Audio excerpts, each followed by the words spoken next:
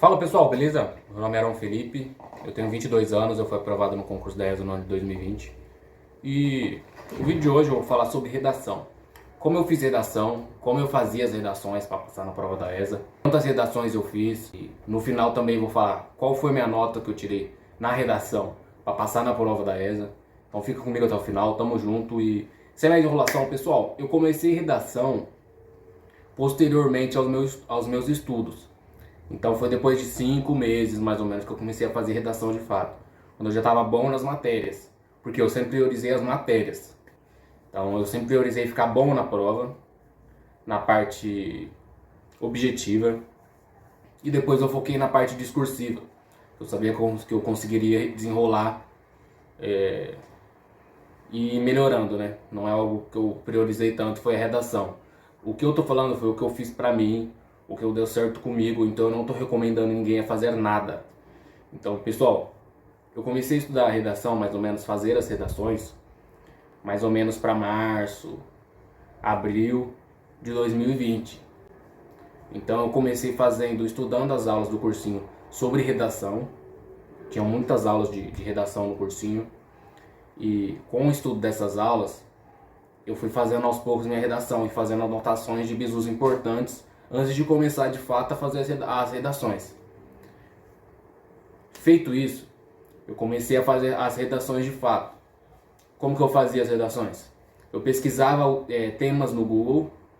Desses temas eu fazia pesquisas de jornais, de matérias, às vezes assistia vídeos no YouTube sobre aquele tema, para ficar bom naquele tema e conseguir desenrolar melhor, fazer uma dissertação argumentativa melhor, melhorar na minha argumentação. Então, nessa pegada, eu fui fazendo uma redação por mês e estudando. Então, eu estudava esse tema tal, fazia redação. Às vezes eu parava, pausava, pesquisava no Google para poder ir melhorando minha redação. O que eu foquei? Em aperfeiçoá-las. Eu fui fazendo uma redação por mês. Então eu fazia em março, abril, maio, mais ou menos em junho. Eu não sei quantas redações de fato eu fiz em toda a minha trajetória, mas mais ou menos em junho eu fui fazendo um pouco mais de redações e um pouco mais menos de pesquisas. Então eu fui fazendo umas duas por mês. Aí depois julho, como o curso tinha correção de redação, eu fui entregando as melhores para o professor, para ele corrigir. Eu fui fazendo as melhores para o professor corrigir e com isso ia aperfeiçoando. Eu acho que, se eu não me engano, no curso tinha umas 5 correções de redação. Então, eu ia fazendo, aperfeiçoando as minhas redações e ele ia passando o bizu, né? Pô, melhora nisso, melhora naquilo. E nisso eu fui fazendo umas duas por mês. Foi chegando nos últimos 2 meses, eu fui fazendo uma por semana, para ficar craque na prova mesmo. Então foi mais ou menos de agosto até setembro, eu fiz umas 6, 7 redações. E aí com isso eu já achei que estava ótimo, que foi para eu me aperfeiçoar. Pessoal, eu vou pagar o bizu para vocês, nesse vídeo eu vou colocar também a estrutura da redação, que eu utilizei desde o início. E também vou mostrar para vocês como eu pesquisava, tá? Mas, direto ao assunto agora, eu fui fazendo mais ou menos assim. Em outubro, que eu me lembro, eu não fiz redação. Que a prova foi dia 4 de outubro. Então, nesses dias, no final de setembro até outubro, eu foquei mais numa outra estratégia. Que eu deixei redação de lado, mas eu foquei mais na prova objetiva mesmo. Pessoal, foi isso. Na prova, do dia 4 de outubro. Após feita a prova, eu recebi o resultado da minha redação. Não foi um resultado que eu achei tão justo, mas era um resultado que eu coloquei como limite. Eu coloquei como limite esse resultado, que era assim: caso eu tire abaixo de 7,5, aí eu vou entrar com um recurso. Se eu tirar 7,5, eu tô tranquilo, não vou entrar com recurso. Então foi basicamente assim que aconteceu. Na prova eu tirei justamente 7,5. Então eu falei, beleza, não, 7,5 tá ótimo. Embora eu acho que minha prova mereça um pouco mais, a minha redação, mas 7,5 foi a minha nota da redação. Então é isso, pessoal. Fiquem até o final que eu vou mostrar para vocês a estrutura da minha redação e como eu fazia as pesquisas, beleza? Tamo junto, é só o começo. Então, pessoal, primeiramente eu vou mostrar como eu fazia minhas pesquisas de redação, como foi dito no vídeo, no começo do vídeo. Aqui. Os impactos de uma má alimentação, por exemplo. Então, eu chegava e eu usava esses sites como base de pesquisa, por exemplo, esse aqui, ó. Alimentação é uma necessidade vital do ser humano, mas a má alimentação é responsável por diversas doenças e tal. Eu chegava nesses sites, eu lia os artigos, ó, má alimentação pode causar gastrite, colesterol alto, obesidade, osteoporose e tal. Eu usava esses sites como referência, são sites médicos. Deixa eu entrar em outro aqui. IMEB. Má alimentação, consequências, sintomas e doenças que podem causar. Então eu chegava e eu estudava os temas. Então eu estudava o tema da minha redação, assistia vídeos, lia, grifava. E com isso eu fazia a minha pesquisa da minha redação, que ela ficava bem melhor assim. Isso é o que? Uma recomendação? Não, isso é o que eu fiz. Não estou recomendando que ninguém faça nada, mas um bizu legal para a pessoa estudar e fazer as redações. Provavelmente vocês já fazem isso, né? Mas quem está iniciando, geralmente está meio perdido nessa questão. E eu falo, ó, podem fazer sim, porque eu estudei desse jeito. Aos poucos eu fui parando de fazer as pesquisas e estudando mais de cabeça. Que eu fui estudando tantos temas que já não era tão necessário. Agora, a minha estrutura de redação é uma estrutura básica, que começa da introdução, desenvolvimento 1, desenvolvimento 2 e conclusão. A minha introdução eu colocava uma apresentação do tema, uma contextualização do tema, eu colocava a frase do desenvolvimento 1 e uma frase para o desenvolvimento 2.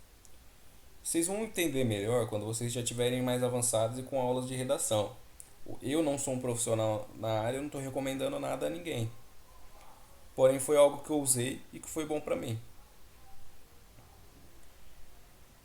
E feito isso, a apresentação do tema, a contextualização do tema, a frase do desenvolvimento 1, frase do desenvolvimento 2, eu já partia para a argumentação no desenvolvimento 1. Então, eu retomava a parte da introdução que fala do desenvolvimento 1 com mais profundidade. Você vai ficar uma base de 5, 7, depois 5. É a base mais ou menos de linhas. Não é uma receita de bolo, mas tem sempre uma estruturazinha que eu usava.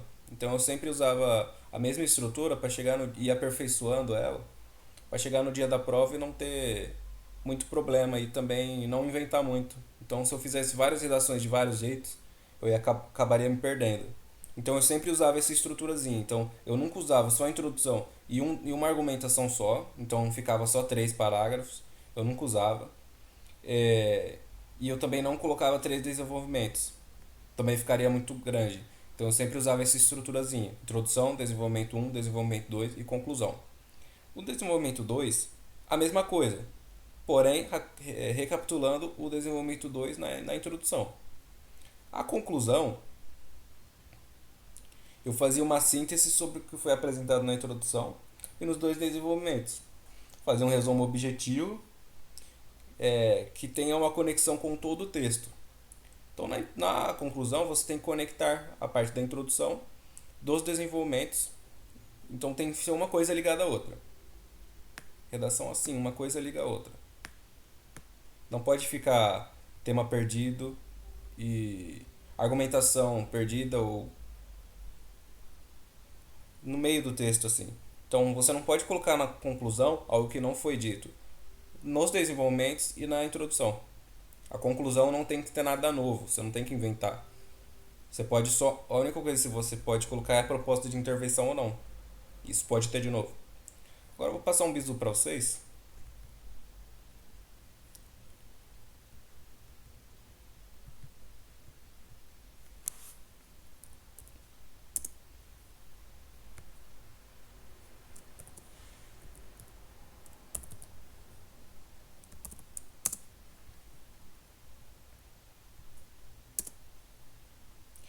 Galera, o bizu para vocês é conectivos. Usem bastante muitos conectivos e de forma que a redação fique mais bonita e fique mais coesa. Então, os conectivos são para coesão, então eu recomendo que vocês estudem os conectivos. Então, são conjunções, algumas preposições também, e algumas locuções.